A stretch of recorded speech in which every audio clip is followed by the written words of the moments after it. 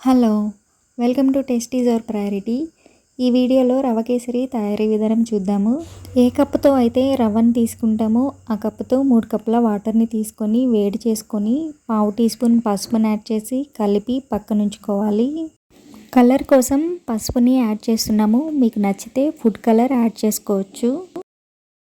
Stove మీద pan పెట్టి 1 table spoon నెయ్యి యాడ్ చేసుకొని మీకు నచ్చిన డ్రై ఫ్రూట్స్ని యాడ్ చేసుకోవాలి.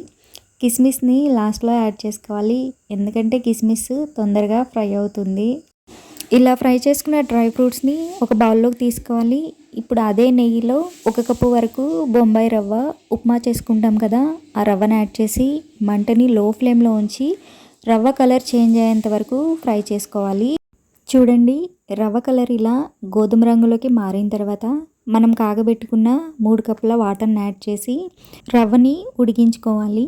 వాటరు రవ్వని త్వరగానే అబ్జర్వ్ చేస్తుంది. ఇంకా 5 to 7 మినిట్స్ లోపే రవ్వ ఈ విధంగా దగ్గర పడుతూ ఉంటుంది.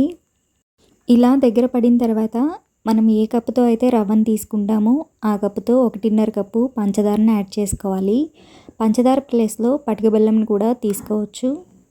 ఈ రెసిపీ రెడీ చేసేటప్పుడు ప్రాసెస్ అంతా లో ఫ్లేమ్లో ఉంచుకొనే చేసుకోవాలి. పంచదార వేసి కలిపిన తర్వాత కన్సిస్టెన్సీ ఇలా లూజ్గా అవుతుంది.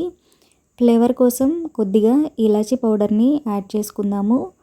కన్సిస్టెన్సీ కొద్దిగా థిక్గా అయ్యేంత వరకు కలుపుతూ ఉడికించుకోవాలి. ఇక్కడ నేను తీసుకున్న కప్పుతో కేసరి 4 వరకు సరిపోతుందండి.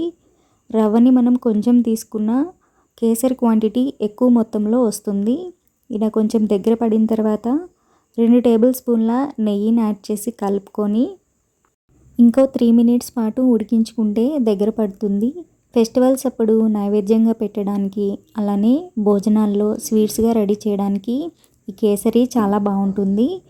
చూడండి, కన్సిస్టెన్సీ ఇలా దగ్గరగా వచ్చినప్పుడు స్టవ్ ఆఫ్ చేసి వేయించి పెట్టుకున్న డ్రై ఫ్రూట్స్ని యాడ్ చేసి కలుపుకుంటే ఎంతో టేస్టీగా ఉండే రవ్వ కేసరి రెడీ. ఇది చల్లారిన తర్వాత ఇంకొంచెం గట్టి పడుతుంది.